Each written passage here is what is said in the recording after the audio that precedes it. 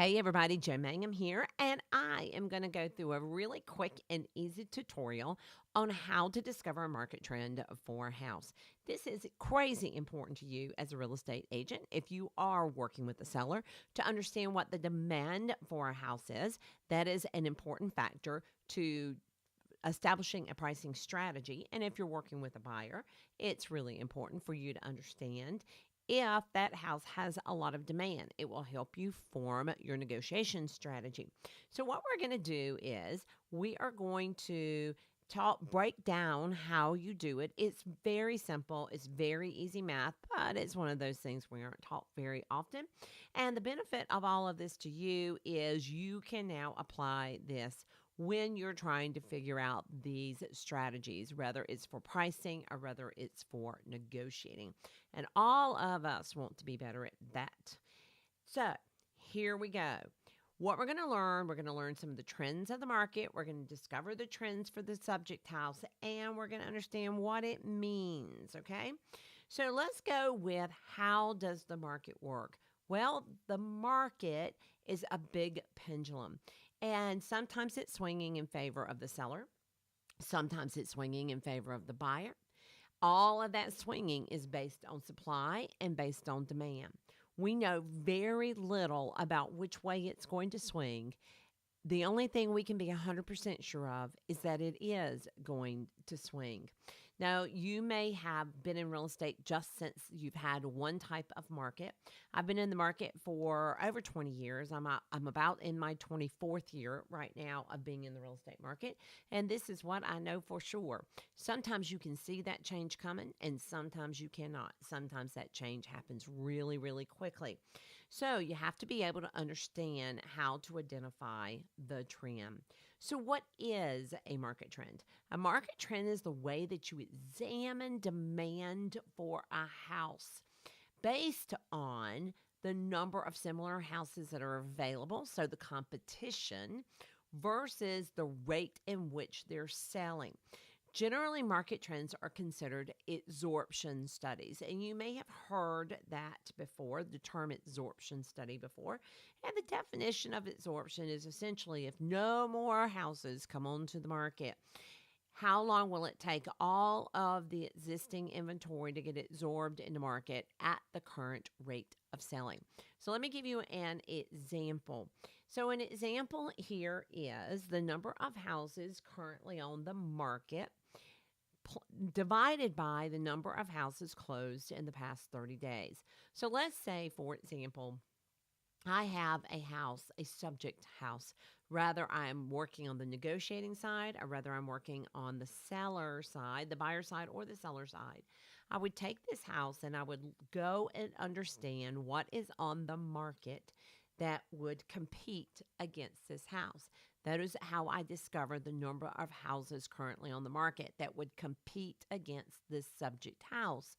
That's what we're talking about. And let's say that I go and look at that, and there's 50 of them.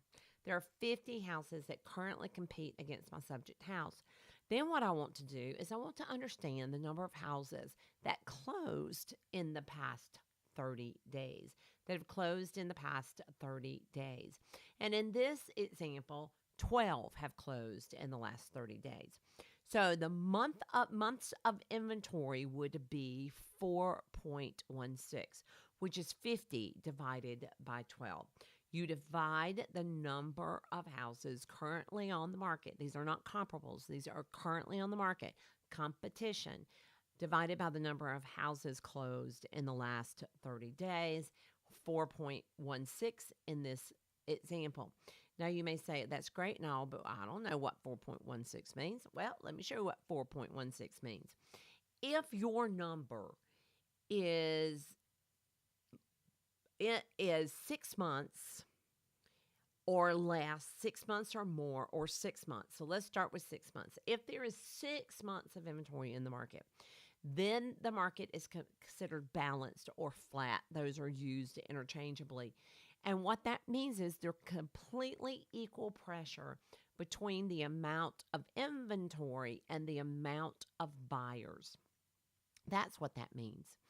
However, if there are less than 6 months of inventory, then there are more buyers than there are houses available. That means that the market is going to favor the seller because there is less inventory. It also means that homes are appreciating, right? So there's upward pressure on the market. If there's more than 6 months of inventory, then that means there's more houses on the market than there are buyers to buy them. Therefore, the buyer is favored. And what do I mean by favored? I mean that they have the advantage. So if I am negotiating for someone and they have identified that there's a house that they want, and I look at the trend and I find that there's more than 6 months of inventory, then the market is going to slightly favor the buyer. When I say slightly favor, I mean that there are other factors. How long has this house been on the market, etc. But it's one piece of the puzzle of discovering the correct strategy that you should guide your buyer with. So that's how it works. To give you a more of a visual view, that's the way that looks, right? Under 6 months, market rising favors the seller. 6 months, market flat. And over 6 months, the market is declining and it is favoring the buyer. So that's what all that means. Now, I just showed you the classic absorption rate. But now what I want to tell you is I got a little bit of a different way of doing it. So let me show you my model. I call it my SPS model. It's a pricing strategy model that we're here applying to negotiating because it works both ways. First, you determine the CMA range for this house. Again, regardless of whether you're working with the buyer because they've decided they want to make an offer on this house, you should run a quick CMA on it. Discover the number of houses that are on the market. They're in the same CMA range in the same area as the subject house. So the competition. Then discover the number of houses under contract or pending in the last 30 days.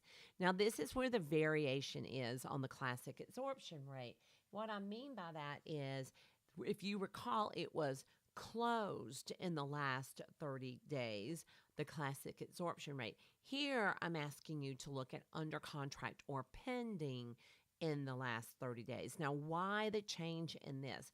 Well, what we have noticed over the last few years is that when something has closed in the last 30 years, then that means it has sold. It went under contract 60 days ago, 90 days ago, so a little bit of time ago. And we're seeing markets move pretty quickly. So understanding 90 days ago maybe is not current enough, because if you think about what I'm trying to understand, I'm trying to understand the demand of the market right now, not 3 months ago, right now. And so that's why I have altered this to do the pendings or under contract, whichever one that it's called in your area, in the last 30 days. Then you divide number 2 by number 3, and then you'll get that number. The same scale applies. 6 months, it's balanced or flat. Over 6 months, it's declining and it favors the buyer. And under 6 months, it is going up and it favors the seller. So again, why do we want to change this?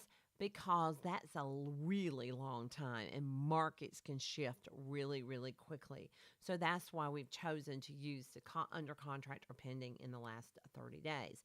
So what does this mean to negotiating?